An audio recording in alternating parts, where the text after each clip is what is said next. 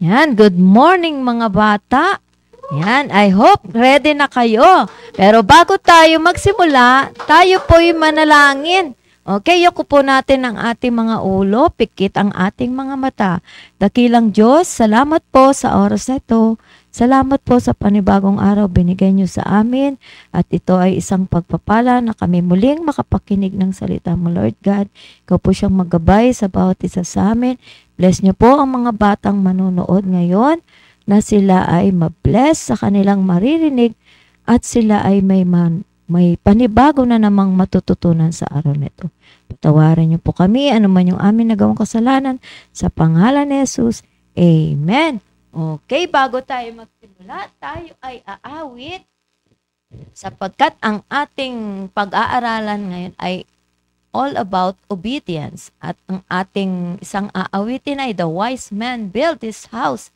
Okay, mga bata, ready na ba kayong umawit? Okay, pampagising para hindi tayo inaantok. Gising na ba kayo? Okay, ready, sing. The wise man built his house upon the rock.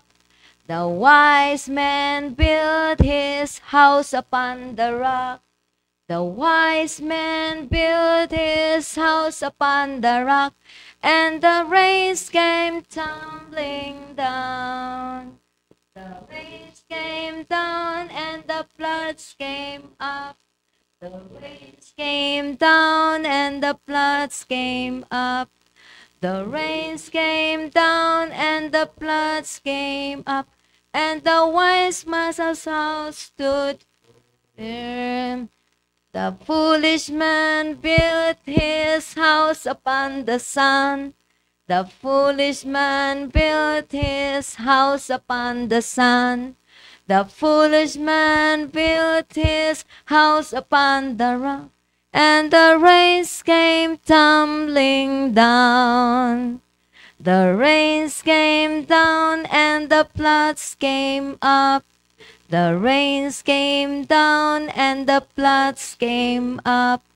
The rains came down and the floods came up, and the foolish man's house went flood. So build your house in the Lord Jesus Christ. So build your house in the Lord Jesus Christ. So build your house in the Lord Jesus Christ, and the blessings will came down. The blessing will come down as the prayers go up. The blessing will come down as the prayers go up. The blessing will come down as the prayers go up. So build your house on the Lord Jesus Christ. Amen. At ngayon naman, may isa pang awit, yung obedience. Ayan. Tayo'y umawit ng obedience is, yan po yung ating aawitin. Yan. Hindi po yun kabisado. Ayan. Okay, yung obedience naman ang ating aawitin.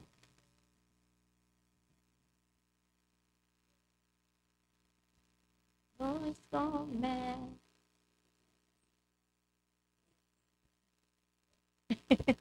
May nanonood na.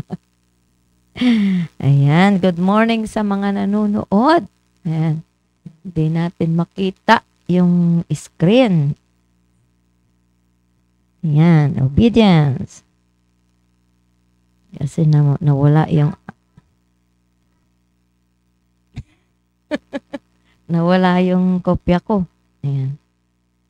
Ayan, dahil ang ating pinag-aaralan ngayon ay all about obedience. Ayan, ngayon naman, tayo ay dadako sa tinatawag na memory verse. Bago tayo makapakinig ng kwento, ayan, good morning Justin. Ayan, ang aga ni Justin. Tayo ay mag-memory verse muna. Ang memory verse natin for today is from 1 Peter chapter 1 verse 14. As obedient children, not fashioning yourselves according to the former lusts in your ignorance. Ayan. As obedient children, not fashioning yourselves according to the former lusts in your ignorance. Yan, ano ba ibig sabihin yan?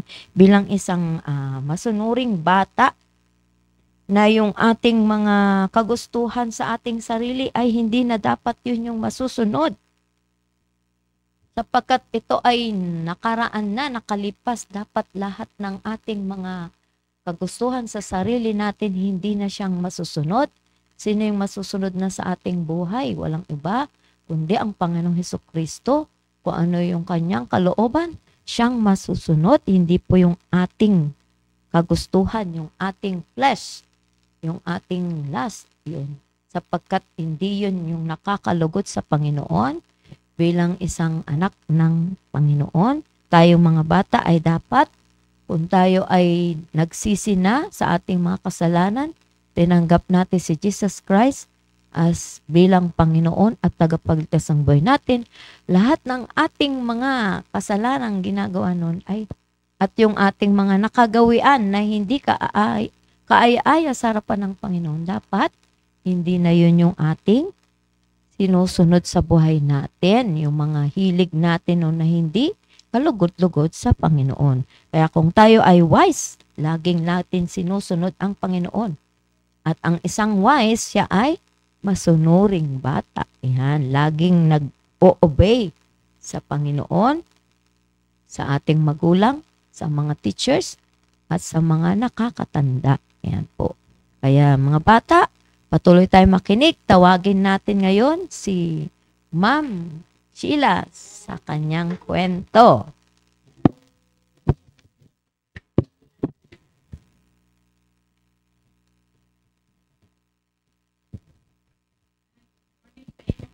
Yan, mga nanonood sa...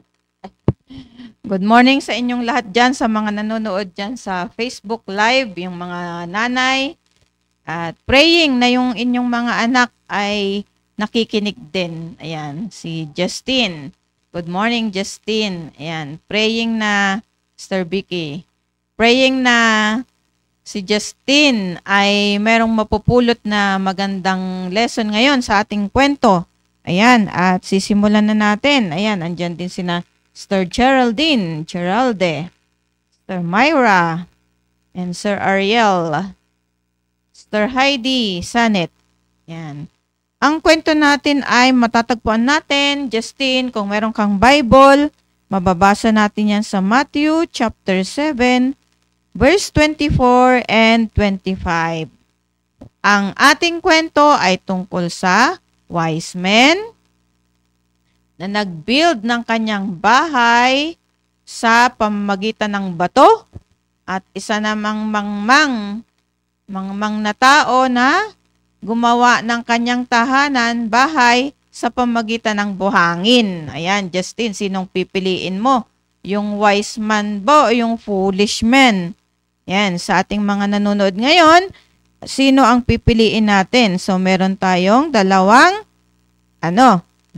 tao dito na pagpipilian natin. Sabi dyan sa Matthew chapter 7 verse 24, basahin ko, "Therefore whosoever heareth these sayings of mine and doeth them, I will liken him unto a wise man which built his house upon a rock. And the rain descended, and the floods came, and the winds blew, and beat upon that house, and it fell not, for it was founded upon a rock." Verse 25, "And everyone that heareth these sayings of mine, and doeth them not, shall be likened unto a foolish man, which built his house upon the sand. And the rain descended, and the floods came, and the winds blew, and beat upon that house, and it fell, and great was the fall of it." So, ang nagsasalita dyan, walang iba kundi ang Panginoong Hesukristo na tinuturuan niya ang mga tao kung paano ang tamang pakikinig ng salita ng Diyos. Yan ang tungkol sa kwentong yan na ang Panginoong Hesukristo ay nagtuturo sa mga tao at tinuruan niya yung mga tao kung paano makinig ng salita ng Diyos. Kasi yung mga tao nakikinig sa Kanya. Kaya binigyan niya siya ng dalawang halimbawa ng isang wise man na sumusunod sa salita ng Diyos. Ang wise man ay inihalin tulad sa isang tao na yung wise man na nagtayo ng kanyang tahanan sa pamamagitan ng bato. O di ba matibay yun kapag tayo ay magtatayo ng tahanan natin, dapat matibay. Kaya dapat sa pamamagitan ng bato. Yan. Kaya ang wise men, sinasabi ng Panginoong Hesukristo dito na kagaya siya ng isang tao na nakikinig ng salita ng Diyos na ang kanyang pundasyon ay walang iba kundi bato. Ang pundasyon niya ay salita ng Diyos. Siya ay nakikinig, hindi lang nakikinig ng salita ng Diyos yung wise men na nagtayo ng kanyang tahanan sa pamamagitan ng bato, nakikinig siya na merong pagsunod.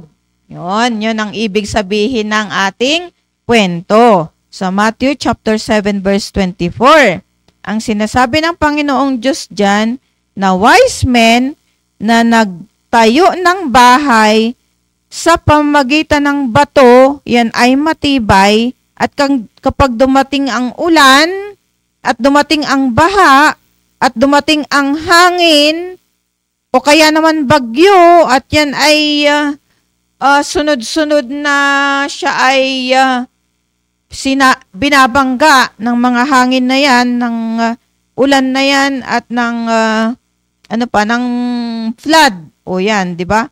So, hindi siya masisira, hindi siya babagsak. So, ganyan, sabi ng Panginoong Hesukristo, ihalin tulad ang isang tao na yan sa tao na nakikinig ng salita ng Diyos at masaya siya na sinusunod yun. Kaya pag dumating yung mga mga bagay-bagay na mangyayari sa atin na hindi maganda, ay hindi siya natitinag, hindi siya sumusuko. O yan. Justin, dapat gayahin mo yung wise men. So, meron namang sinabi ang Panginoong Kristo dito na merong foolish men, di ba? Na ang ginawa naman niya ay nagtayo siya ng kanyang tahanan. Nagtayo siya ng bahay niya sa pamamagitan ng buhangin.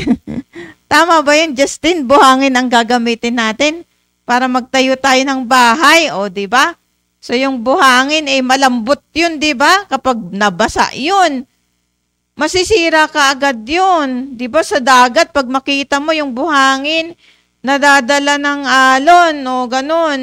Kaya pag nagtayo ng bahay yung foolish men, dumating na yung hangin, dumating na yung ulan, dumating na yung yung flood, may baha na, o nasira na siya. And the rain descended, the floods came, and the winds blew, and beat upon the house, and it fell, and great was the fall of it.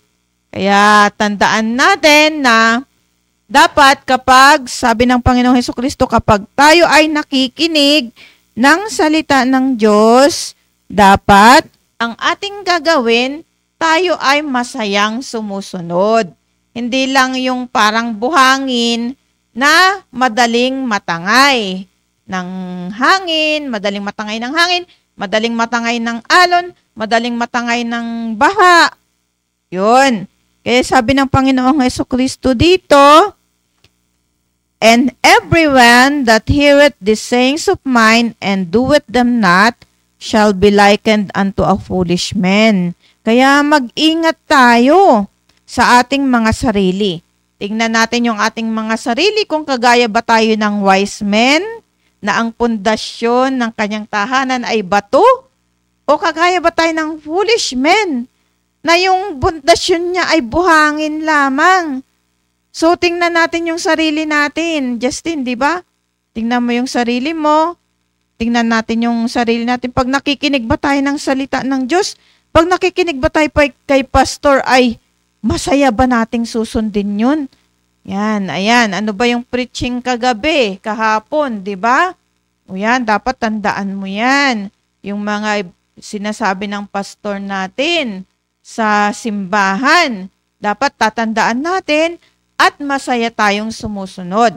Dahil kapag hindi tayo masayang sumusunod sa salita ng Diyos, Pag may nangyaring hindi maganda sa atin, madali tayong sumuko. Iiyak na tayo, magtatampo na tayo, o kaya naman lalayas na tayo sa bahay natin. Ayoko na nga. Lagi na lang akong pinapagalitan. So, hindi dapat ganon yung ating ugali. Kaya ipaliwanag ko lang sa iyo ng mabilis, Justin. May pasok ka ba ngayon? Paliwanag ko lang sa iyo ng mabilis yung ibig sabihin ng obedient. Kung tayo ay masayang sumusunod, dapat tayo ay nagpapasakop ng kompleto sa ating buhay sa Panginoong Hesukristo. At ang Panginoong Hesukristo ang magkukontrol sa ating salita, sa ating mga ginagawa, sa ating pag-uugali. Kaya tayo bilang mga anak ng Diyos, dapat ay nakikita palagi ang Panginoong Hesukristo sa ating pagsasalita. Dapat ang lumalabas sa ating bibig ay salita ng Diyos. Dapat ang nakikita sa ating ginagawa ay salita ng Diyos. At dapat ang ating pag-uugali ay base sa salita ng Diyos. Kaya, tayo din ay dapat mananalangin. Para kapag nakikinig tayo ng salita ng Diyos at binabasa natin ang salita ng Diyos, meron tayong magandang puso na susundin ang salita ng Diyos. Kaya ngayong month of April, dapat tayo ay matutong sumunod sa salita ng Diyos. Yan ay sinasabi ng Panginoong Hesukristo sa Biblia. Sinasabi niya na kapag tayo ay nakikinig ng salita ng Diyos, dapat tayo ay masayang sumusunod. Dapat gayahin natin yung wise men na nagtayo ng kanyang tahanan sa pamamagitan ng bato. Ang ibig sabihin ng bato, Justin, ay salita ng Diyos. At yan ay ating sinusunod, hindi binabaliwala. Hindi kagaya ng foolish men, nagtayo siya ng kanyang tahanan sa pamamagitan ng buhangin, ay madaling nagiba. Yan, kapag hindi natin pinapansin yung salita ng Diyos, anong ginagawa natin sa simbahan? Naglalaro-laro tayo, nagkukwentuhan tayo, o kaya nakatulog na tayo sa preaching. Tapos, anong susundin natin? Wala. Kasi hindi natin napakinggan ng maayos. Kaya nga, dapat may kasamang panalangin yung ating pagsunod. Yan. O, Justin, tandaan mo ha. Hindi lang pala si Justin, maraming mga mothers din na nakikinig sa atin. Ayan, Sister Mercy, nandyan siya. Yan, taga Bulinaw. Ay, Pangasinan, ayan. Sister Mercy, Ma'am Edith, Sister Laila. Yan, good morning po sa inyo. Sister Chinida, ayan, Sister Geraldine. Magandang umaga po sa inyong lahat. At ito po yung lessons learned natin sa Matthew chapter 7 verse 24 to 25 na maging kagaya tayo ng wise men who built his house upon the rock. Na tayo ay, kapag nakikinig ng salita ng Diyos, tayo ay dapat masayang sumusunod at nananalangin na susundin natin ang salita ng Diyos. Okay? So praying na yung ating natutunan ngayong araw na ito ay magsisilbing baon-baon natin sa buong araw. Ayan. Kaya, Justin, nasan ka na? Umalis na si Justin. Yan po. Maraming salamat po sa mga nakinig sa ating morning devotion. At bukas po ay naanyan na ulit namin kayo na makinig sa ating the next generation na devotion para sa mga high schoolers. Ayan. Thank you, Sister Myra, sa iyong pakikinig. Yan, kantahin muna natin yung obedience is the very best way to show that you believe. Yan. Obedience is the very best way to show that you believe. Doing exactly what the Lord commands, doing it happily. Action is the key. Do it immediately. Joy you will receive. Obedience is the very best way to show that you believe. Obedience.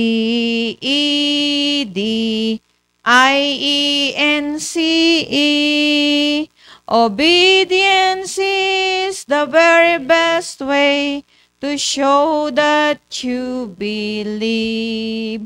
So, tandaan natin na ang pagsunod sa salita ng Diyos, yan yung pinaka magandang paraan, pagpapakita natin na tayo ay nagsasampalataya sa Panginoong Hesukristo. Yan. Kung meron tayong Jesus Christ sa puso natin, tayo ay masayang sumusunod. Yan. Thank you po sa inyong lahat. Yan. Ma'am Edith, kumusta na kayo dyan? Uwi na kayo dito sa Baguio. Sir Laila, ayan. Ingat po kayo dyan sa inyong mga pinagtatrabahuhan. Okay po. So let's pray po. Dakilang Diyos, maraming salamat po sa aming natapos na morning devotion ng mga kids, andito po sa mga parents.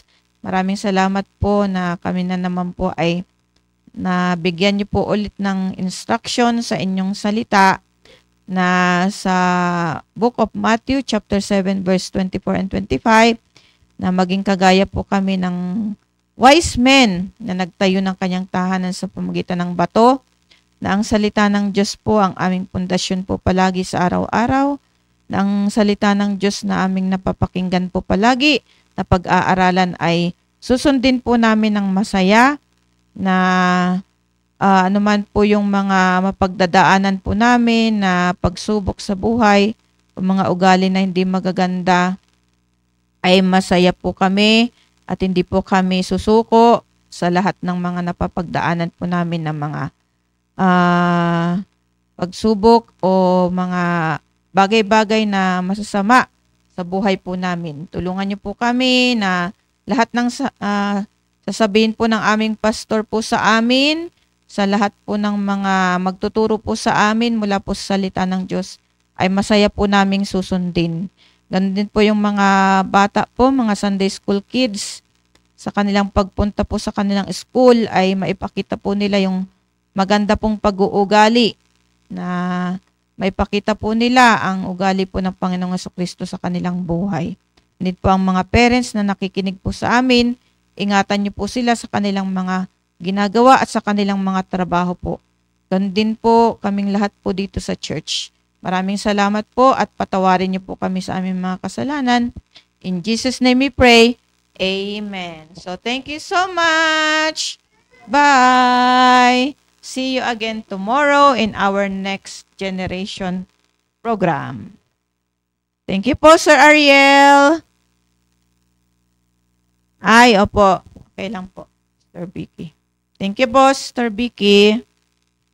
Sir Mercy, thank you po. Sir Geraldine, good morning. Yeah. Pastor RJ.